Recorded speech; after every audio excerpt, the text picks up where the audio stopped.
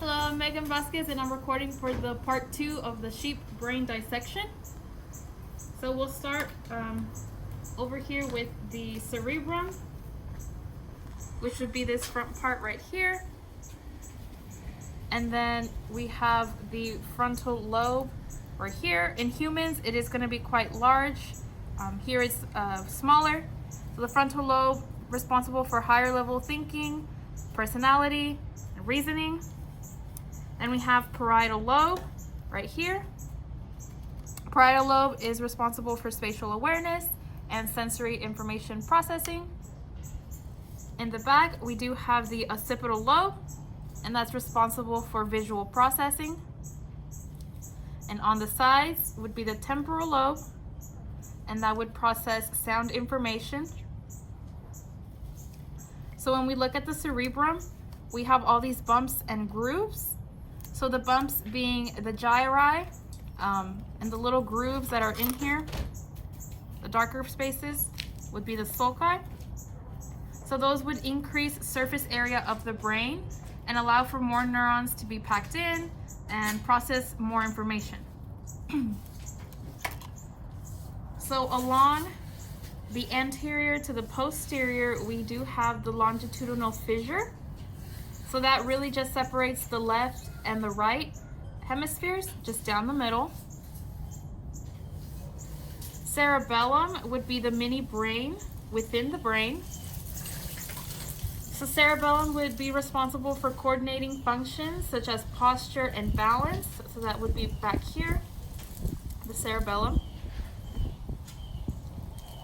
Also, we would have the spinal cord. So in sheep, it would go this way, and in humans, it'd come down our spine, the spinal cord. And the spinal cord is responsible for any communication between the body and the rest of the brain, and it would exchange information through here.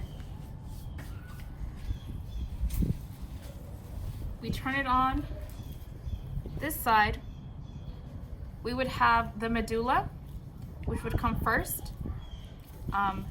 We open it up, that would be the first bump that we hit. So the medulla would be responsible for regulating autonomic body functions. So that could be respiration, digestion, swallowing, anything that's automatic. When we move a little bit further, we hit the pons. So then the pons would be responsible for alertness and also sleep. We can also hit the thalamus, which would be a round, almost like a circular and egg-shaped structure, the thalamus. And that would be responsible for relaying sensory information throughout the brain. So it's kind of central here. Below the thalamus would be the hypothalamus. So the hypothalamus would be smaller, and that would release hormones, also regulates body temperature, controls appetite, and a bunch of other things. So it's right below that thalamus right here. Then we also have the pineal body, which is kind of small, would be this kind of round structure in here. The pineal body, it's a small round structure, and the pineal body can produce melatonin, very important for sleep, right here. We do also have the corpus callosum, which is kind of this longer structure that goes throughout the brain, right here, corpus callosum. And here, the corpus callosum is responsible for being the bridge between both hemispheres, and helps communicate. So it's right in here.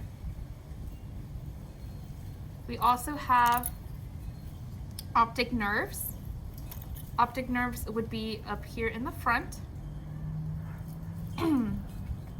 And an optic chiasm, which would be an X-shaped, we put them together, would be the X-shaped structure in here, and this one kind of got cut off, but it'd be the nerves that would connect to the eyes. Optic nerve, it's responsible for visual information. And the optic chiasm would be the X shape, also kind of cut off on here, but you can see the X shape on here. Optic chiasm would be the left and right optic nerves that intersect within here. The optic tract would just extend further into the brain. Optic tract would just be the passageway for visual information that it would receive from the chiasm and from the nerves at the top. Olfactory bulbs in the front, kind of hard to tell. They're just in there. This one, kind of hard to tell as well. Just a little bulb flapping in there. So the olfactory bulb would transmit smell information from the nose to the rest of the brain. And the olfactory tract would extend from the bulb down further into the brain. That tract right there is really just a passageway for smell information to travel through. So it's just about a tunnel that goes through there. And those are the structures with a sheep brain.